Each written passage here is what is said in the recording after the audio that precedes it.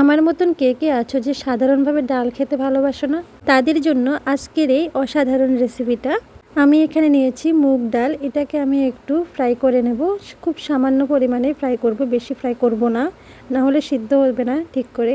এবার এই ডালটাকে আমি নামিয়ে ঠান্ডা করে ধুয়ে নেব ভালোভাবে, 2-3 বার জল পাল্টে পাল্টে ধুয়ে এবার সিদ্ধ করতে বসিয়ে দেব সামান্য পরিমাণে নুন দিয়ে।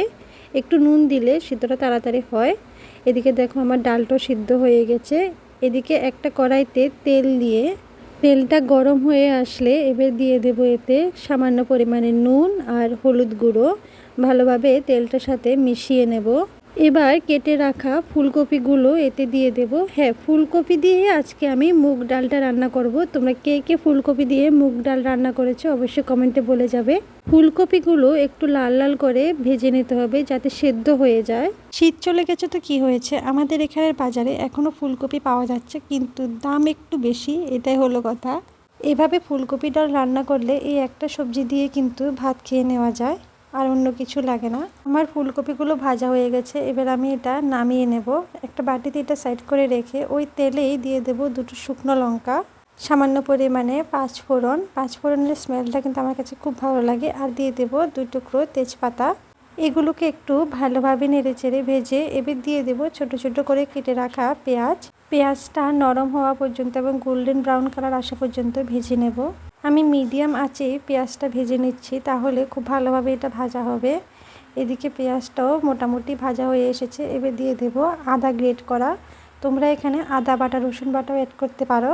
আদাটা দিয়ে এবার এগুলোকে ভালোভাবে ভেজে নেব যতক্ষণ না পর্যন্ত আদা আর পেঁয়াজের কাঁচা ভাবটা চলে যাচ্ছে। আদা আর পেঁয়াজ ভাজা হয়ে গেছে। এবার আমি এতে দিয়ে দেব গুঁড়ো মশলা, যার মধ্যে দেব শুধু নুন আর হলুদ। তোমরা এখানে চাইলে অন্য কোনো মশলা অ্যাড করতে পারো, যেমন ধনে জিরে গুঁড়ো, যদি কেউ একটু মশলাদার খেতে চাও আর কি। এবার এগুলোকে ভালোভাবে নাড়িয়ে চাড়িয়ে ভেজে নেব। ভাজা হয়ে আসলে দিয়ে দেব আগে থেকে ভেজে রাখা ফুলকপিগুলো। এগুলোকে দিয়ে আরেকটু ভালোভাবে কষিয়ে নেব। সামান্য পরিমাণে আমি এখানে জল দিয়েছি, তাতে মশলাটা খুব ভালোভাবে কষে আসবে এবং তেল ছেড়ে দেবে মশলা থেকে।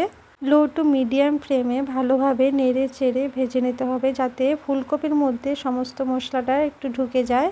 বাস ভাজা হয়ে আসলে, মশলা থেকে তেল ছেড়ে আসলে এবার দিয়ে দেব আগে থেকে সিদ্ধ করে রাখা ডাল। যারা কিনা ডাল খেতে পছন্দ করে না তারাও এই রেসিপিটা বানিয়ে দিলে অবশ্যই ডাল খেয়ে নেবে, কোনো উত্তর করবে না, কোনো কিছুই বলবে না। এত পরিমাণ ভালো লাগে খেতে। এই একটা তরকারি দিয়ে ভাত খেয়ে নেওয়া যায়, কোনো সাইড ডিশ লাগে না। তারপরে যদি মনে করো যে এর সাথে ভাজা বা পাঁপড় ভাজি নেবে, তাতে তো দুর্দান্ত লাগে। ডালটা একটু ঘন হয়ে আসলে এবার দিয়ে দেব গরম মশলা। আর একটু নেড়ে চেড়ে নামানোর আগে এতে দিয়ে দেব ঘিয়ের ফ্লেভারটা আমার কাছে খুব ভালো লাগে। আমি মোটামুটি সব তরকারিতে ঘি অ্যাড করি, সেটা মাংস হোক বা অন্য কিছু হোক। কিন্তু হ্যাঁ, শুটকি ছাড়া অন্য সব তরকারিতে কিন্তু আমি ঘি অ্যাড করি। আমার কাছে ঘিটা খুব ভালো লাগে। শুটকিটা কেন উল্লেখ করলাম, মানে আমি যে বললাম যে সব তরকারিতে ঘি অ্যাড করি, অনেকে বলতে পারে সব তরকারি মানে শুটকি তো অ্যাড করো, সেই জন্য আগে থেকে ক্লিয়ার করে দিলাম। এইদিকে আমার রান্না শেষ। আর এই রেসিপিটা যদি তোমাদের ভালো লাগে তাহলে অবশ্যই বাড়িতে একবার ট্রাই করে দেখো। কথা দিচ্ছি যে কেউ ঠকবে না, সবাই ভালোই বলবে। আজকের জন্য টাটা, বাই বাই।